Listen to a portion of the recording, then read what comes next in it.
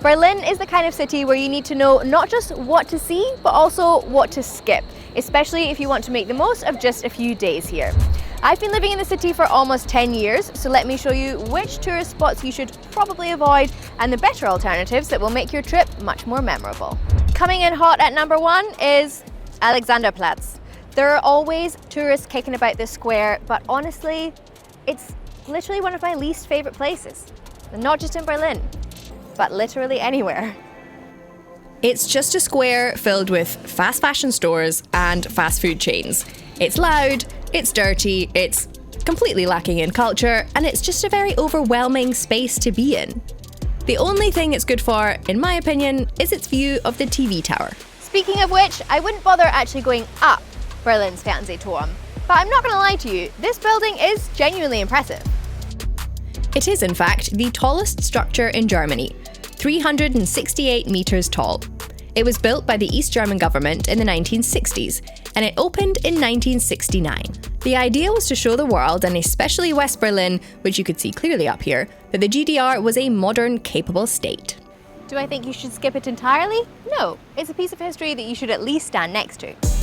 But here's my honest take. The ticket costs around €25, queues can be long, especially in summer, and the view, while good, is not dramatically better than what you'll get at other spots for free. My tip is to head west and start walking down Unter den Linden. This street is packed full of German history. It takes about 25 minutes on foot and it costs absolutely nothing. First, you'll pass Museum Island, a UNESCO World Heritage Site sitting right in the middle of the River Spree. 5 world-class museums, including the Neues Museum, home to iconic artifacts like the bust of Nefertiti and treasures from ancient Egypt. If you're going to spend money anywhere on this walk, spend it on a Museum Island day pass, €24. Keep on walking and you'll reach the Brandenburg Gate. The Brandenburg Gate has been the backdrop of some of the most defining moments in German history. Napoleon marched through it. The Nazi regime paraded under it, and then, in 1989, crowds gathered here when the Berlin Wall fell. It's free to visit, and it also makes a great picture. It's often busy and it's a hot spot for tour guides, so I wouldn't recommend spending much time here, or planning to come here without seeing other things nearby, but it's definitely a must-see. Now let's take a left, because just a few minutes from here is one of the most powerful memorials I've ever experienced. The memorial to the around 6 million murdered Jews of Europe. It was designed by architect Peter Eisenman. It's a field of 2,711 concrete slabs of varying heights. There are no names here, no faces. The abstract design is intentional. It creates a sense of disorientation, and the concrete shuts off the noise of the city. One thing I will say about this spot is just make sure you're not taking any inappropriate pictures or selfies. Be respectful. It's not just a work of art, it's a memorial. The final stop on this walk is Germany's Parliament building, the Reichstag. The glass dome on top was designed by Sir Norman Foster and added after the reunification of East and West Germany. And you can walk up inside it for free. Just make sure you register in advance online. The view is amazing, and the transparent dome above the Bundestag, Germany's federal parliament, allows citizens to literally look down onto their parliament. The symbolism of a transparent democracy was totally intentional.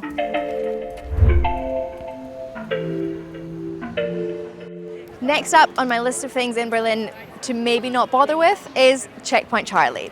It's in every single Berlin tour guide, and look, I do get the historical significance. This was the most famous crossing point between East and West Berlin during the Cold War. Many daring escape attempts occurred here from people trying to flee into the West, and it's the site of a tense standoff between American and Soviet tanks in 1961. Now it's essentially a McDonald's, a fake hut, and a gift shop. Not exactly deep Cold War history. Instead, come to the East Side Gallery, a 1.3-kilometre long stretch of the original Berlin Wall. It's the longest remaining section, and it's been turned into an open-air art gallery. After the wall fell in 1989, over 100 artists from around the world came to paint on it. The result is one of the most photographed public art installations on the planet. And if you really want to understand what the wall meant not as an art installation, but to the people that lived through that time. Take the time to visit the Berlin Wall Memorial on Bernauer Straße. This is where the wall divided streets, families, neighbourhoods, even turning some buildings into part of the border itself. There's a preserved section of the original border strip here, including the so-called death strip, the no man's land between two walls that made escape nearly impossible. Over 140 people are confirmed to have been killed whilst trying to cross the Berlin Wall between 1961 and 1989. This memorial documents their stories. Inside, the Documentation Centre offers an overview of how the wall functioned, with photos, personal testimonies and historical context that make the scale of division and control clear. From the viewing platform, you can look out across the entire preserved border strip to really see how this system was designed to keep people in. Let's talk about food, specifically the Döner kebab, because if you come to Berlin and don't eat Döner, have you even been to Berlin? The Döner was actually popularised here in Berlin by Turkish immigrant workers in the 1970s.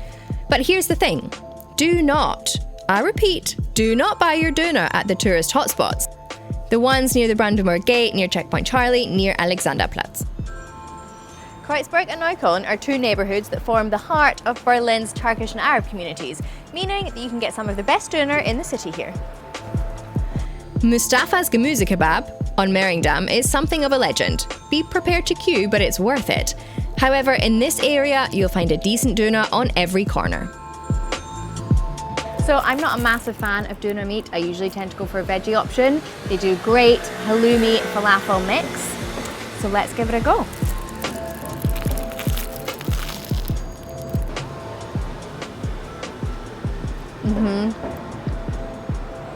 Salty halloumi, chewy bread, that's just what you're after.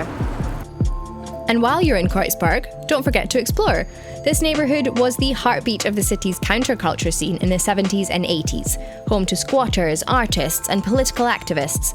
Today it's one of Berlin's most vibrant areas. Now I have a bonus local tip for you. Come and hang out by the water. Berlin is surrounded by lakes, so if you've got the time, hop on a train and check out somewhere like Wannsee. Or if you'd rather stay in the city, then come here to Café am Neuen, right in the middle of Tiergarten. It's a huge beer garden right in the heart of Berlin's biggest inner city park, with a beautiful lake in the middle. You can rent rowboats here, which, I'll admit, it wasn't exactly the super chilled romantic vibe I had expected it to be.